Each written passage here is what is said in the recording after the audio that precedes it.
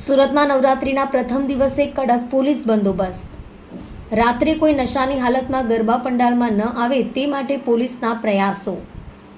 સુરતમાં અલગ અલગ પોઈન્ટ ઉપર પોલીસનો ચુસ્ત બંદોબસ્ત।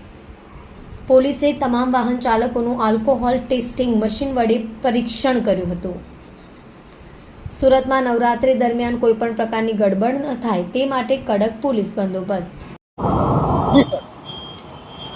આજે નવરાત્રી પર્વનો પ્રથમ દિવસ છે, પ્રથમ નોરતા છે અને નવરાત્રી દરમિયાન સુરત શહેરમાં કાયદો અને વ્યવસ્થાની પરિસ્થિતિ જળવાઈ રહે અને સુચારુ રૂપે પ્રસંગ પરિપૂર્ણ થાય અને બધા ખેલૈયાઓ, ગરબા રસિકો અને ભક્તજનો અને સુખ શાંતિ અને સલામતી જળવાઈ રહે તે હેતુથી સુરત પોલીસ દ્વારા નવરાત્રીના પર્વ દરમિયાન અમારી સી ટીમ છે, સી ટીમ દ્વારા ગરબાના સ્થળો છે, જાહેર સ્થળો જ્યાં નગરજનો એકઠા થતા હોય અને ત્યાં આગળ કોઈ ન્યુસન્સ તત્વો દ્વારા કોઈ ન્યુસન્સ ફેલાવવામાં ના આવે અથવા તો કોઈ એવું અટકચાળું કરવામાં ના આવે તે અર્થે અમારી સી ટીમ સતત કાર્યરત છે।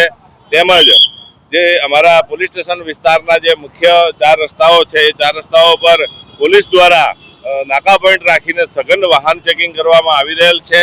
તેમજ કોઈ આ તહેવાર દરમિયાન કોઈ નશા યુક્ત વ્યક્તિઓ કોઈ એવું ડિસ્ટર્બ ના કરે લોકોને એના માટે તેઓ વિરુદ્ધ બ્રીથ એનાલાઇઝર નો યુઝ કરી અને નશો કરેલી વ્યક્તિઓને પકડી પાડવામાં આવી રહ્યા છે અને તેમના વિરુદ્ધમાં કેસો કરવામાં આવી રહ્યા છે।